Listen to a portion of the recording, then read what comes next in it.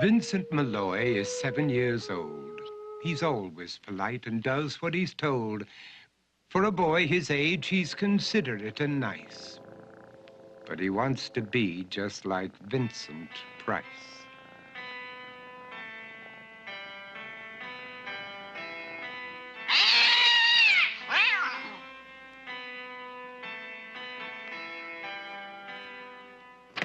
He doesn't mind living with his sister, dog, and cats, though he'd rather share a home with spiders and bats.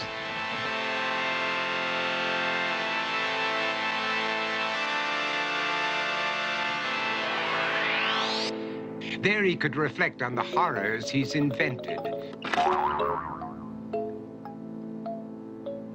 and wander dark hallways alone and tormented.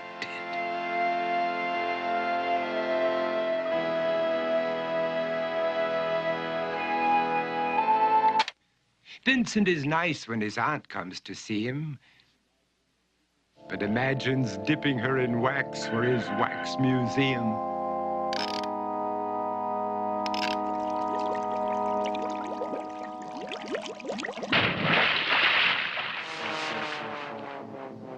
He likes to experiment on his dog, Abercrombie, in the hopes of creating a horrible zombie. So he and his horrible zombie dog could go searching for victims in the London fog. His thoughts, though, aren't only of ghoulish crime. He likes to paint and read to pass some of the time. While other kids read books like Go, Jane, Go, Vincent's favorite author is Edgar Allan Poe. One night, while reading a gruesome tale, he read a passage that made him turn pale. Such horrible news he could not survive, for his beautiful wife had been buried alive. He dug out her grave to make sure she was dead, unaware that her grave was his mother's flower bed. His mother sent Vincent off to his room. He knew he'd been banished to the Tower of Doom, where he was sentenced to spend the rest of his life alone with the portrait of his beautiful wife. While alone and insane, encased in his tomb, Vincent's mother burst suddenly into the room. She said, "If you want to, you can go out and play. It's sunny outside and a beautiful day."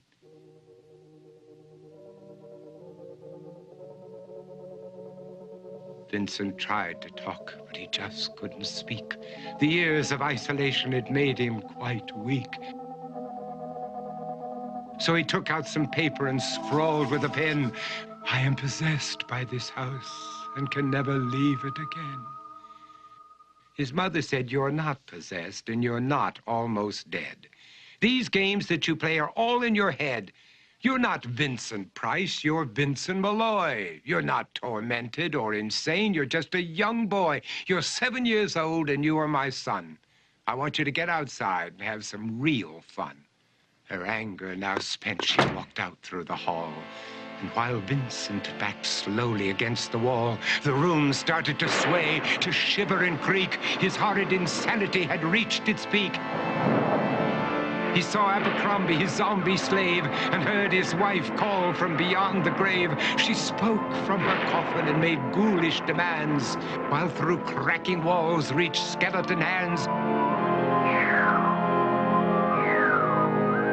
Every horror in his life that had crept through his dreams swept his mad laughter to terrified screams.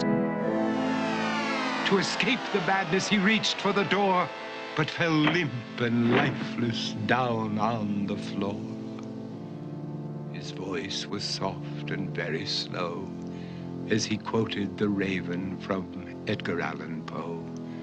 "And my soul from out that shadow that lies floating on the floor shall be lifted nevermore."